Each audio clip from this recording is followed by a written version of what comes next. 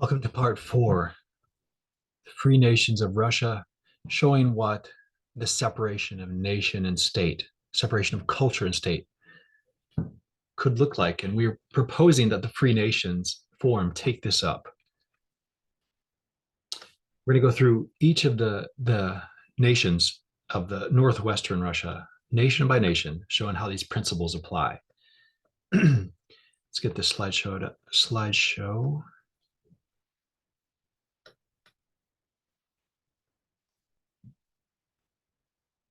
Okay. If you'd like to see your nation, write to us at gottlieb-institute@protonmail.ch. First up, Biarmia. This is based on the Komi Republic. And in the Free Nations maps, well, one of the maps, they show Biarmia here. In another one of the maps, they include this as part of Pomoria. Here's the proposed Biarmia flag used by the Free Nations Forum based on the Scandinavian cross. And its colors are based on the flag of the Komi Republic, of the Komi nationality. We include in Biarmia not only the area shown by the Free Nations map, but also the Perm territory, Perm Krai, because that's what the name Biarmia comes from, is Perm. And we we include also the areas where the Komi language is spoken.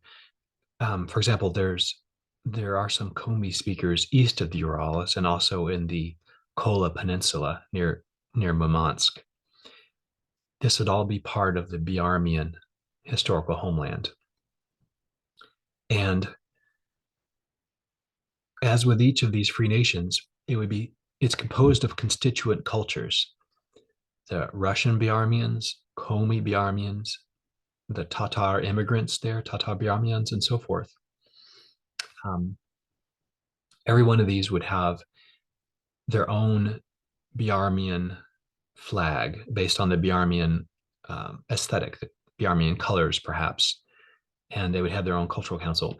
This can be done right now. We don't have to wait until we have an independent political state. Wherever there are people interested in the Free Biarmian nation, we invite them to enact their constituent cultures as part of the movement. Next up, Chernozemia, the Black Earth land. This homeland is based on the central Black Earth Oblast, the region which existed from 1928 to 1934, shown here in number 1, and also the present-day Central Black Earth Economic Region, and also the two maps of Chernozemia published by the Free Nations Forum. The larger of the two is number 3. So that would be the homeland. This is the largest one, and it encompasses 1, 2, 3, and 4.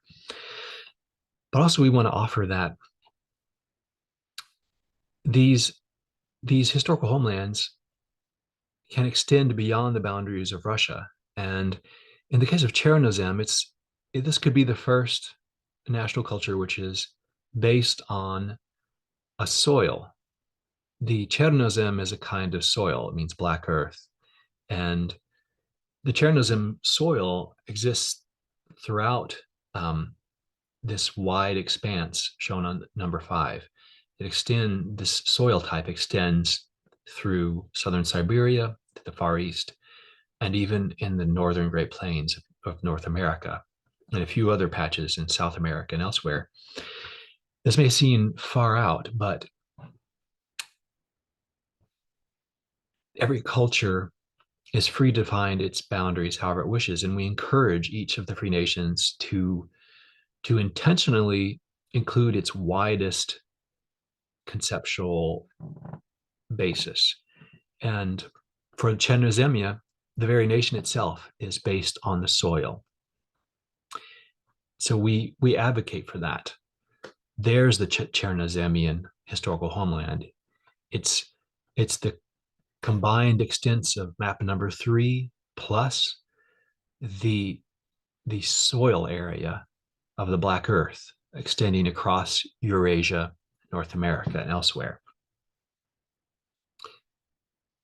And again, the Free Chernozemian Nation is made of constituent cultures: Russian Chernozemian, Ukrainian Chernozemian, Armenian Chernozemian. There's Armenian and Ukrainian immigrants there.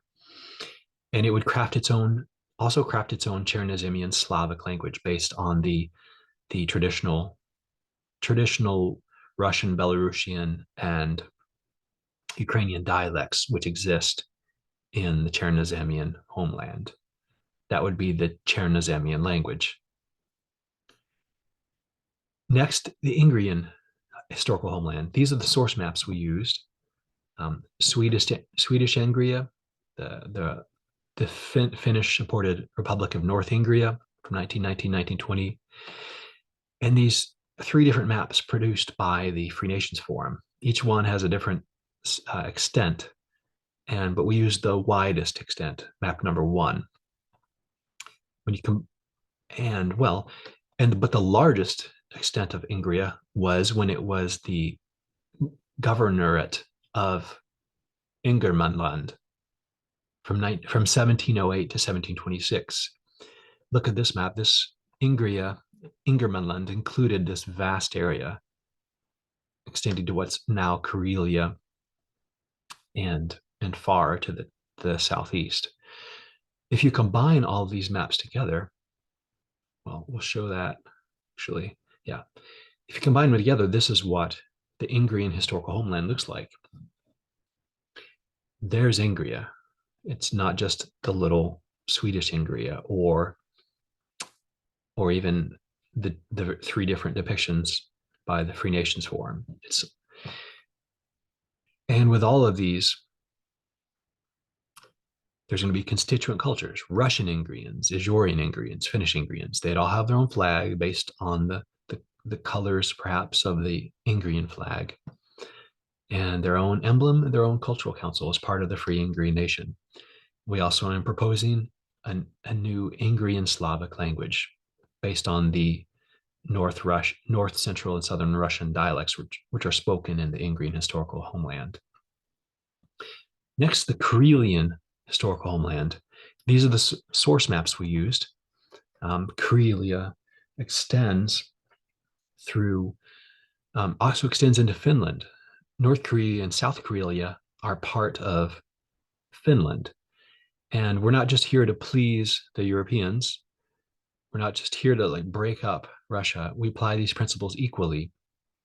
And as a cultural entity, the Karelian homeland simply does include East Karelia in Russia, North Karelia and South Karelia in Finland.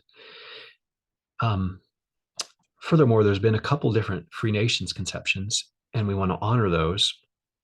There's one here showing Karelia extending to include the Kola Peninsula, Murmansk, and furthermore, there are also Karelians scattered to the south,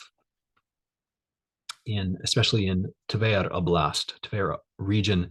There used to be a Karelian national district in Tver Oblast in 1937.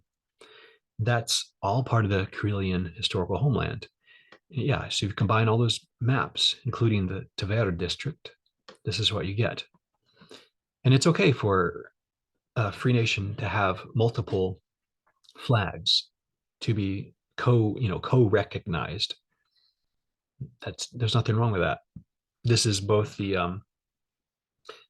1920 flag of Karelia and the 1918 flag of Karelia, which are when Finland sponsored a Karelian movement there. Again, there would be constituent cultures of Karelia. There'd be the ethnic Karelians who speak various varieties of Karelian language or different Karelian languages, but they're welcome to consider themselves a single nationality. There's the Russian Karelians, Finnish Karelians, and so forth. And we suggest a sponsoring a new Karelian Slavic language based on the North Russian dialects there. And so, to give an example of how these historical homelands will freely overlap, look, here is the Ingrian historical homeland, which we just showed you, and then here's the Karelian historical homeland. Look how far they overlap. They overlap almost completely, except in the Kola Peninsula, and then the further reaches of Ingria in the south and east. That's okay. Cultural homelands should overlap. And we'll address the political issue later, political independence, and how those boundaries would be drawn based upon the sovereignty of each municipality.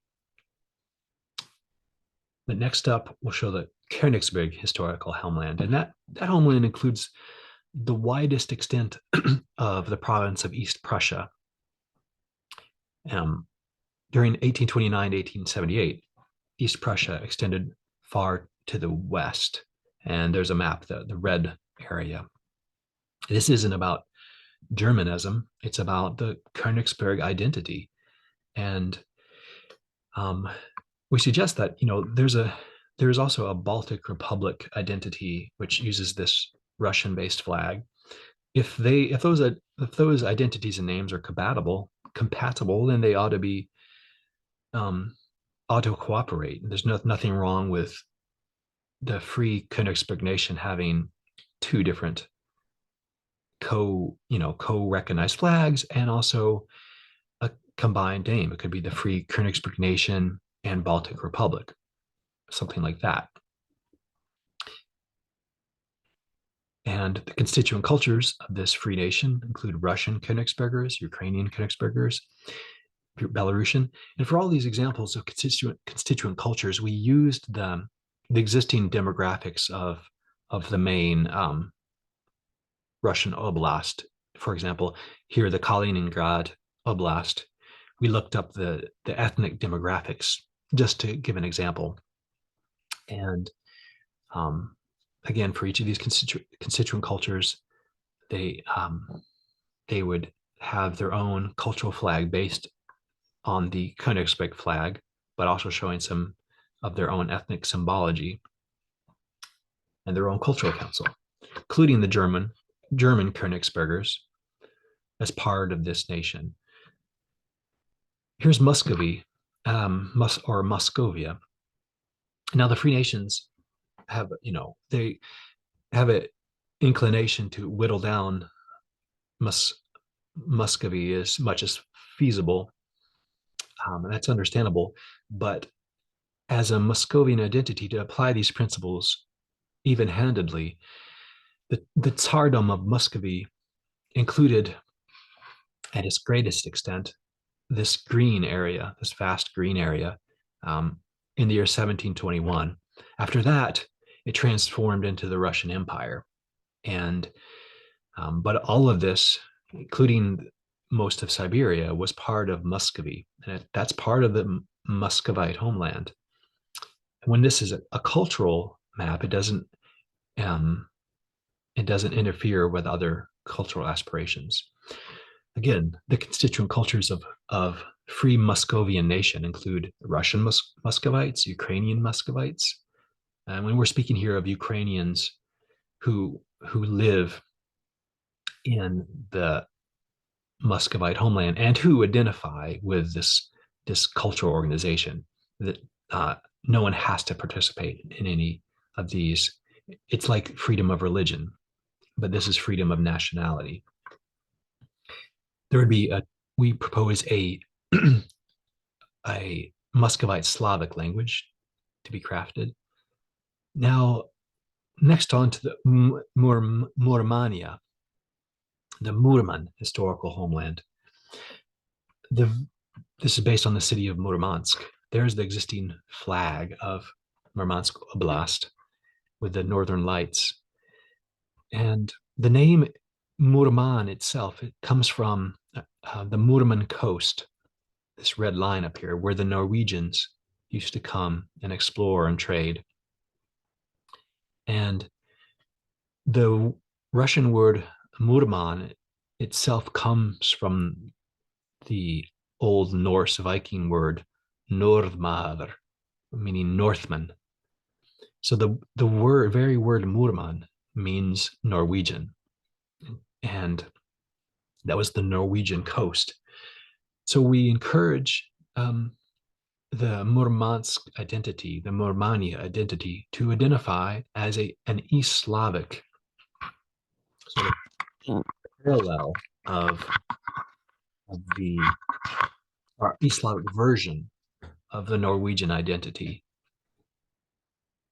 And so it would include all of the widest extents of the Norwegian realm, which used to include Iceland, Greenland, the Western Isles of Scotland, the Kingdom of York. That's all Murmania, but centered on the East Slavic identity.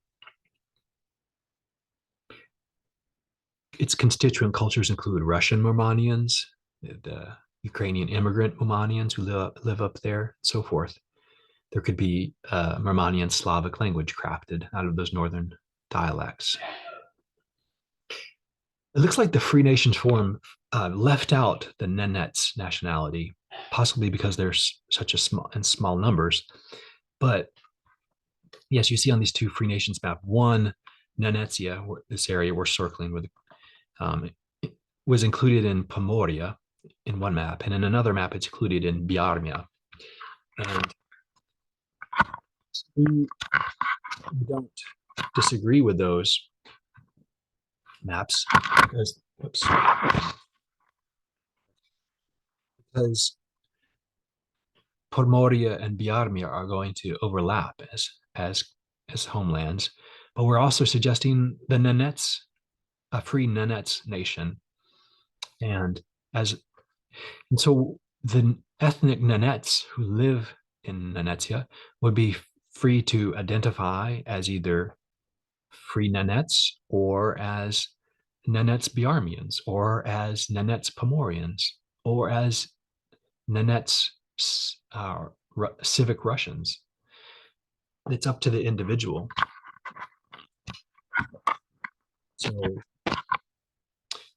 here's next slide shows Nenetia. It includes not only the titular area of Nenetia and Yamal Nenets district. It includes any of the districts or areas where there's a Nenets residence, if the Nenets cultural leadership feels that those regions are significant as part of the homeland.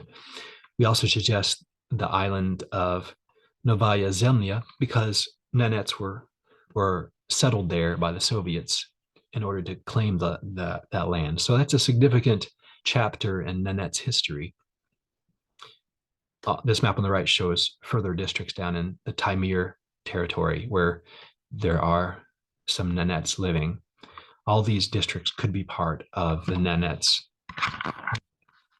historical homeland. Next is the Novgorodian historical homeland. There's one Free Nation map that shows just Novgorod Oblast as a homeland. But other Free Nations maps don't show it at all. And yet a Novgorodian historical homeland must include the entire medieval Novgorod Republic, which was vast. See on this green map. And so we, since a free nation can have multiple flags, we suggest both the Novgorod Oblast and the Novgorod city flag as co-representative of that nation. The constituent cultures of Novgorodia include the Russian Novgorodians, the Ukrainian immigrants there, Belarusian immigrants, the Romani, and we suggest a Novgorodian Slavic language and identity as well. the Pomorian historical homeland. Here are the source maps we use. These are the coastal maritime Russians of the Arctic Sea, based on the city of Arkhangelsk. The Free Nations map shows this vast Pomoria, and then another map shows it kind of like half the size. This map shows the traditional Pomor dialect of Russian.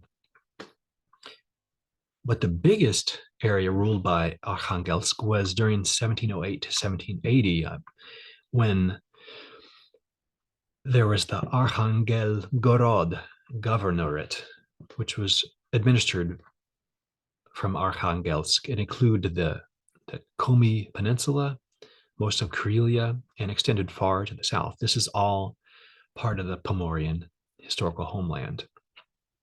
Even if the areas in the south aren't conceived to be traditionally Pomorian dialect speakers, the areas still have a relationship to Arkhangelsk, which is the center of Pomorian culture. This lower map on the right, it shows the northern region, Severnaya Oblast, during the Civil War. We're not for civil war. We are acknowledging that area was significant to Arkhangelsk.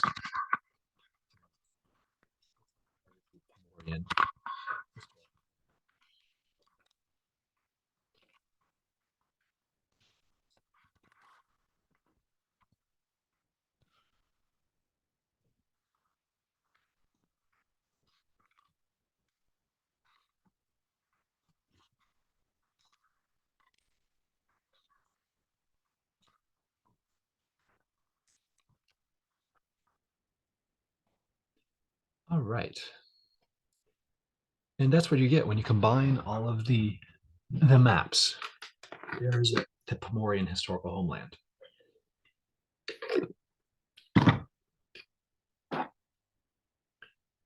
The constituent cultures include Russian Pomorians, Komi Pomorians, and so forth. And they're what we suggest also a traditional Pomorian Slavic language being crafted. Pskov. It was only included in one of the Free Nations maps, but so we included here. Here's the flag of the Pskov region and the city, and they both could be co-representative. For the source maps, we used the medieval Pskov Republic, the Pskov Governorate of the Russian Empire, and the present-day Pskov Oblast. If you combine them, that's what you get, the Pskovian historical homeland. This nation's constituent cultures include Russian Pskovian, Ukrainian Pskovian, and so forth, and a traditional Pskovian Slavic identity as well, and language, Pskovian Slavic language. Here's the Sami historical homeland. The source maps we used, the one on the left is published by the Sami Council, and it shows how the Sami homeland extends far down into Norway and Sweden. Here's another map. This map on the upper right was published, or at least posted, by the Free Nations Forum, and it shows that in one of the maps it uses the Sami flag, whereas in another Free Nations map it shows the Murmansk flag. So it's two different conceptions, really.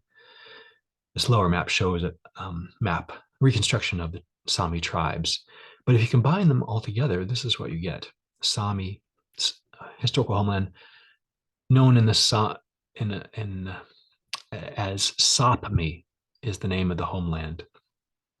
And I've heard that some scientists say that Sami originally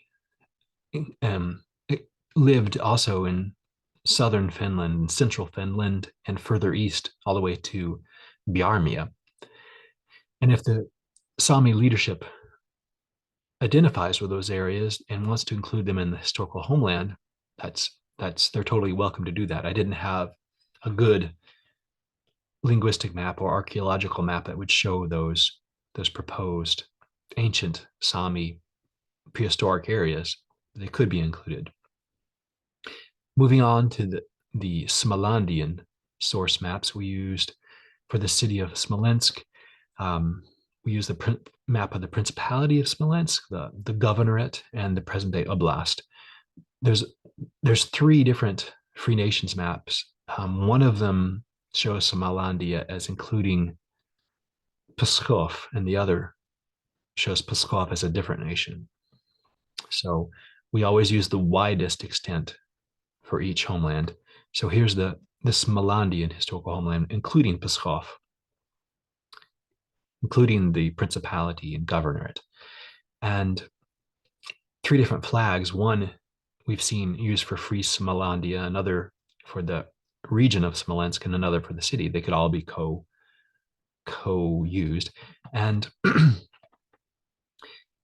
individuals in Pskovia would be welcome to identify with Free Pskov Nation or Smolandian Nation, or both, or neither.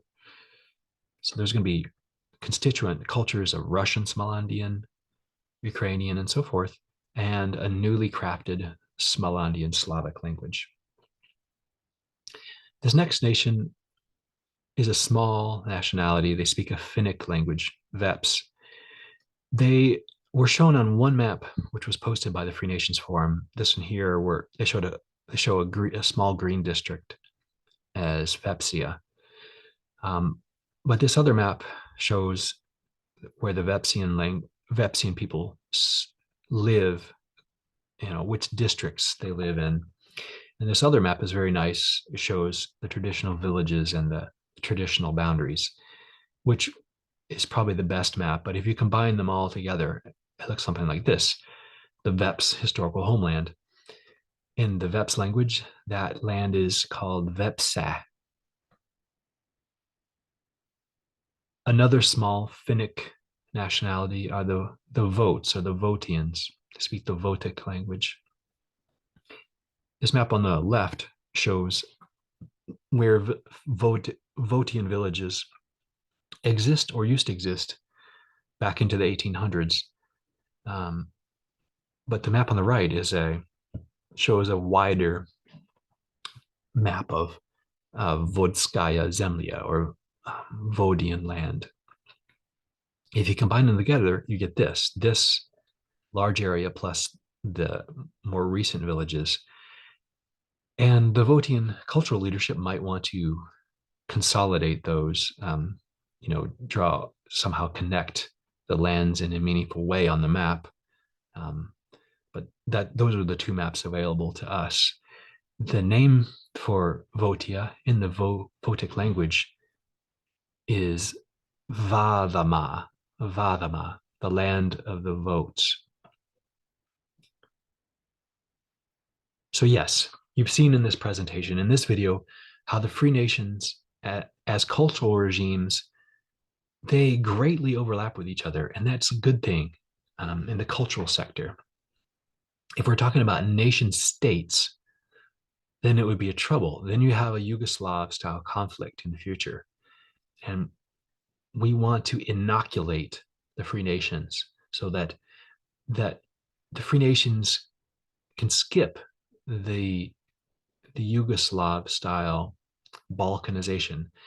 And the only way to skip it is to separate culture and state, to really differentiate cultural nationality from statehood, to recognize cultural independence, and then to achieve political independence in a different way that's not necessarily tied to culture. We'll address the political independence in a later video, and that's going to be based on municipality as the most granular unit for political independence. So let's see. Right. So that's the end of this one video. Our next video in this series will show what these principles would look like as applied to the civic nations which border northwestern Russia. For example, Finland, Poland, and other nations in that area, such as Denmark, the Baltic Sea, will show how these same principles apply to those nations. And we encourage the European nations to delineate and recognize their historical homeland, to overcome this sort of postmodern mindset where the the political boundary is the is the edge of everything. That's an Americanist Wilsonian concept, which has really flattened the culture of humanity and especially Europe. And it's a sickness which has been promoted by Americanism since the U.S. victory in World War One. But of course, um, Russianism and every other ism, Chineseism, applies the same sick principles. This has the same. They have the same sick fusion of culture and state. But we need to overcome this mindset, and we, the Gottlieb Institute, propose, and we want to help the free nations to to overcome that sickness from the very start. So we hope to help you on this path, and we hope that you'll watch our next video about historical homelands of Poland, Finland, and so forth. We have several more videos in this series. Hope to see you there. Bye.